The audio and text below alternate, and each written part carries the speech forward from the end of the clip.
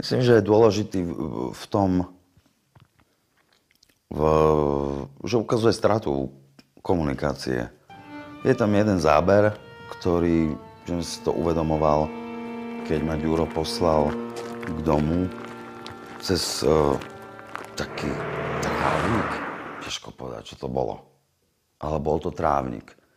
Bol to trávnik pred nejakou zástavbou rodinných domov. Moc trávy som tam nevidel a to je to. Že vlastne sa to tak volá, možno sa tu bude od zajtra už stavať, ale zatiaľ tu není ani dom, ale nie je tu ani tá tráva, tak ako to mám tú plochu pomenovať?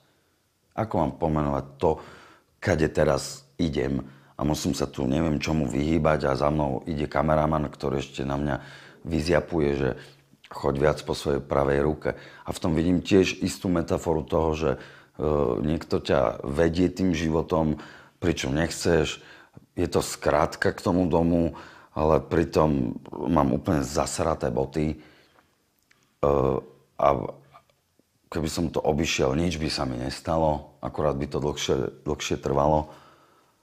A idem vlastne, opakujem sa po tej tráve, alebo kade to vlastne idem? A čo to vlastne je? A to sú vlastne úplne obyčajné veci, ktoré si človek vôbec neuvedomuje.